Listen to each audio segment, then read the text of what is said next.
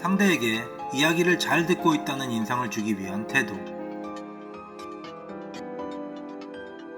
사람이 이야기하고 있는데 태도가 왜 그래? 라는 말을 듣게 되는 일이 종종 있다. 인간관계에서 많은 비중을 차지하는 것은 바로 회화이다.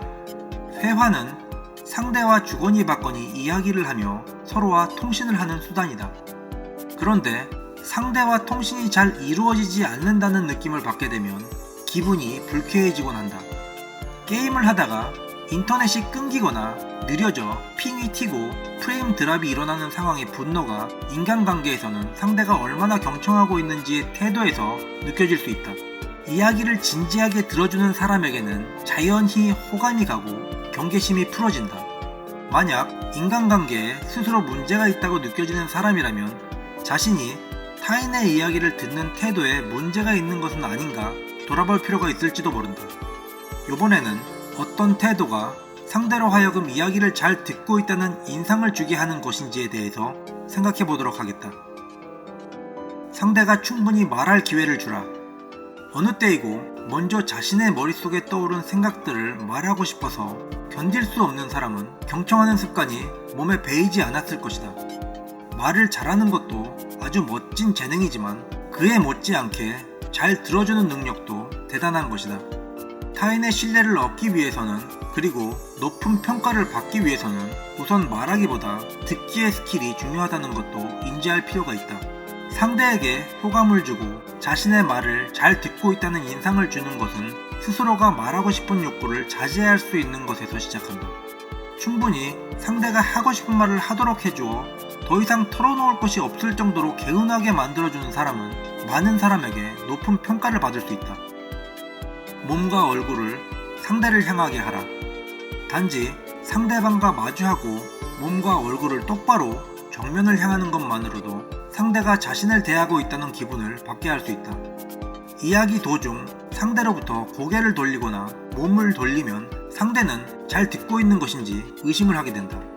거리는 너무 가깝지 않게 50cm에서 1m 정도 거리를 유지하는 것이 좋다. 만약 의자에 앉아서 앞에 책상을 두고 마주했다면 허리를 꼿꼿이 하고 다리를 가지런히 하는 것이 더 좋은 인상을 준다.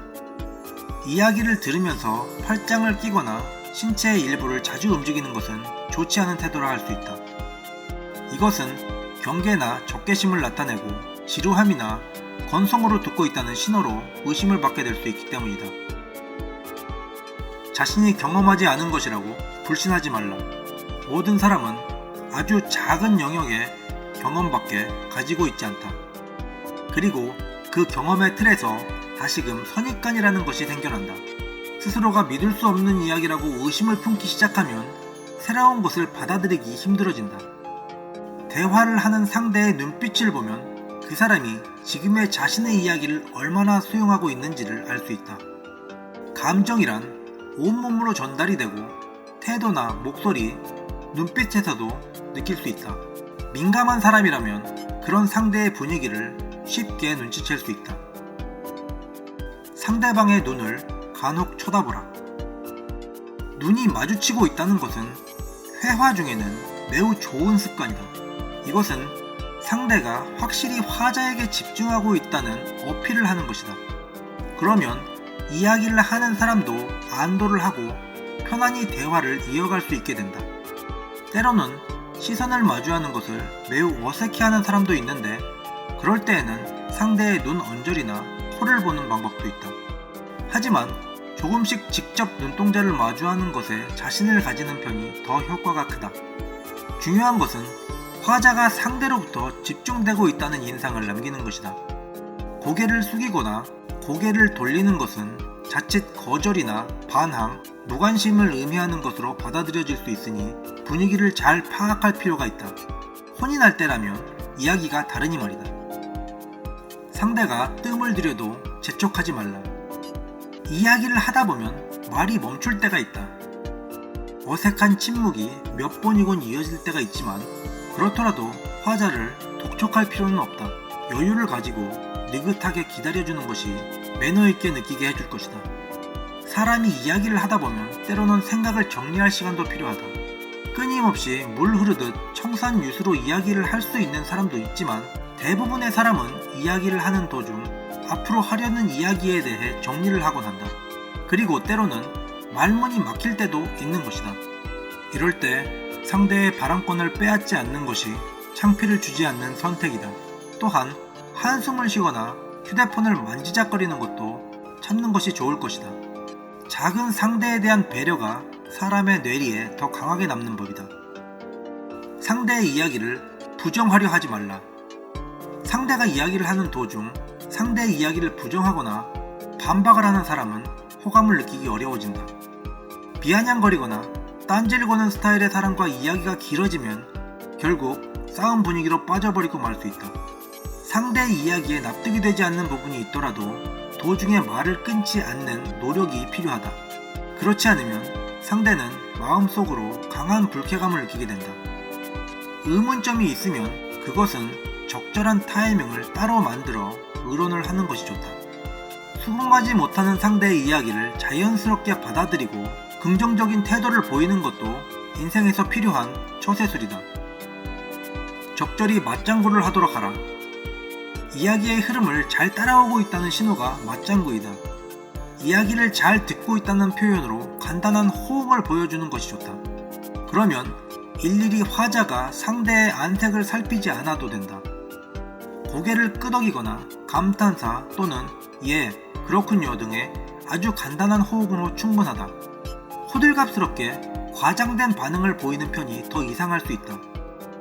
이 맞장구, 즉 호응을 잘하는 사람이 사교성이 있어 보이고 부침성 있는 사람이라는 평판을 얻기 쉽다. 상대의 말을 그대로 따라하라. 앵무새같이 상대가 말한 내용을 따라 말하는 것도 고도의 테크닉이다.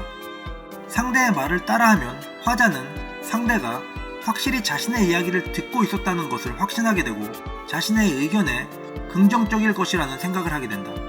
하지만 너무 자주 따라하거나 중요하지도 않은 키포인트를 재창하면 마치 놀리는 것처럼 비추어지거나 건성으로 듣고 있는 것 같은 느낌을 줄 수 있기 때문에 조심할 필요가 있다.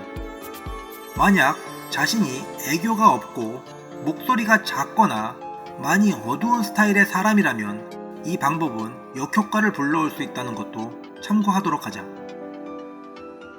상대의 감정에 동조하라.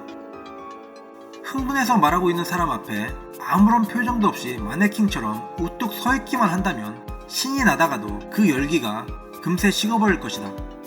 대화에서 상대를 대함에 있어 분위기와 텐션을 살피는 것도 매우 중요하다. 서로의 감정이 동기화되어 있는 듯한 상황에서 대화는 더 자연스럽고 활기를 띠게 된다. 기분을 맞추어주며 대화를 이어가는 것이 상대에게 경청하고 있다는 느낌을 받게 하는 상급 기술이라 할 수 있다. 포인트는 말의 빠르기와 톤의 고저이다. 이것을 상대의 분위기와 비슷하게 맞추어주는 것만으로도 효과가 있다. 또한 상대가 하는 행동을 적당하게 따라하는 것도 좋다. 그러면 무의식적으로 모종의 동료의식이 형성된다. 상대가 기뻐하면 함께 기뻐해주고 상대가 누군가에 화가 났다면 함께 분노해주는 연출이 서로를 같은 편이라는 생각을 갖게 해준다. 냉정하게 객관적인 발언을 하는 것도 멋이 있지만 때로는 상대의 기분을 거스르지 않고 동조해주는 편이 좋은 인간관계를 형성하게 해주는 경우도 있는 것이다. 사람들과 자연스럽게 어울리고 이야기를 경청하는 태도 하나만으로도 회사에서 빠르게 승진을 하거나 살면서 좋은 일이 많이 생길 수 있을 것이다.